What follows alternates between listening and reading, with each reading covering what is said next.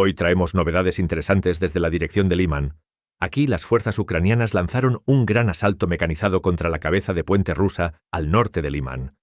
Después de que los rusos pasaran más de un año intentando envolver la ciudad ucraniana, ahora los ucranianos amenazan con aislar y colapsar todo el saliente en menos de un mes.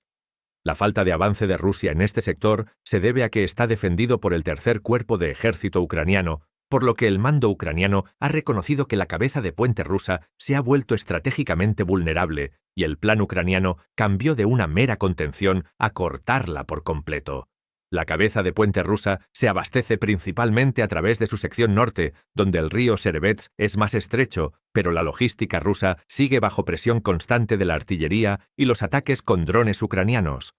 Además, los vehículos blindados rusos no pueden cruzar el río de manera fiable, mientras que el apoyo de artillería ruso se ha visto degradado por el persistente reconocimiento y las operaciones de contrabatería ucranianas. Los planificadores ucranianos identificaron estas debilidades y diseñaron una operación específicamente orientada a explotarlas. El ataque ucraniano en sí estaba planeado para lanzarse desde el norte a través del área alrededor de Rizkodub, donde la infraestructura vial superior ofrecería a las fuerzas mecanizadas ucranianas la oportunidad de avanzar rápidamente antes de que los defensores rusos pudieran reaccionar.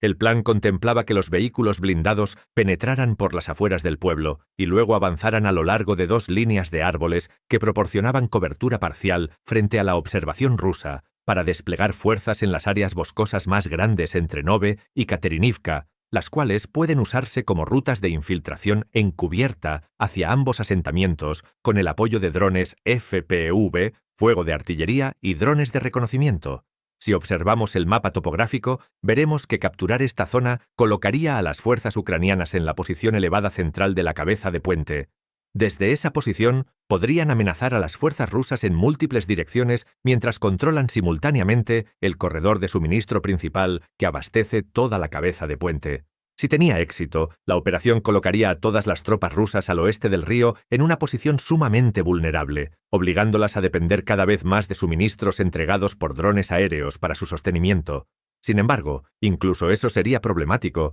dado el hecho de que el tercer cuerpo de ejército posee algunas de las unidades de guerra electrónica y antidrones más capaces de Ucrania, integradas directamente en la estructura del cuerpo. Imágenes geolocalizadas publicadas por unidades rusas que defienden el sector mostraron cómo se desarrolló el asalto ucraniano, con columnas blindadas ucranianas avanzando con vehículos, Cobra 2 resistentes a minas y transportes blindados de personal BTR-4 e de producción ucraniana. Las fuerzas rusas inicialmente tuvieron dificultades para responder, ya que sus drones FPV estándar resultaron en gran medida ineficaces contra la intensa cobertura de guerra electrónica ucraniana que protegía a la fuerza atacante. Esto obligó a los operadores rusos a cambiar a drones de fibra óptica, menos disponibles, que son inmunes a las interferencias de radio, pero requieren preparación y tiempo de despliegue adicionales. Ese retraso en la respuesta efectiva resultó ser crítico, ya que las imágenes geolocalizadas rusas confirman que las fuerzas ucranianas lograron avanzar entre 3 y 5 kilómetros antes de que los primeros drones rusos alcanzaran a los grupos de asalto.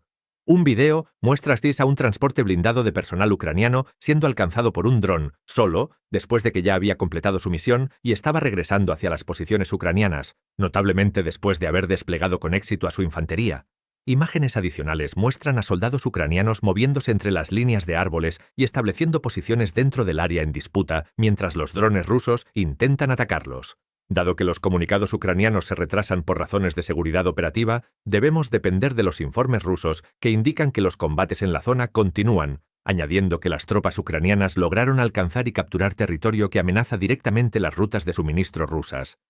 Como resultado, la cabeza de puente ya está experimentando crecientes dificultades logísticas y las unidades rusas aisladas pronto podrían enfrentarse a la difícil decisión de retirarse más cerca de los cruces del río o permanecer en posiciones cada vez más insostenibles. Sin embargo, las fuentes oficiales rusas intentaron retratar la batalla de manera muy diferente, afirmando que 80 soldados ucranianos habían sido abatidos en 30 minutos y que numerosos vehículos suministrados por Occidente habían sido destruidos. No obstante, los analistas militares rusos más confiables se mostraron notablemente mucho menos optimistas y pronto se reveló que parte del material utilizado para ilustrar el supuesto éxito defensivo ruso Provenía de combates librados el verano pasado, hace más de un año, lo que creó un marcado contraste entre la narrativa oficial rusa y la realidad del campo de batalla, algo que incluso las propias fuentes rusas han tenido que admitir. En general, la combinación de Ucrania de un terreno favorable, sólidas capacidades de guerra electrónica y una rápida maniobra mecanizada le permitió lograr una sorpresa táctica y penetrar profundamente en el flanco norte de la cabeza de puente rusa.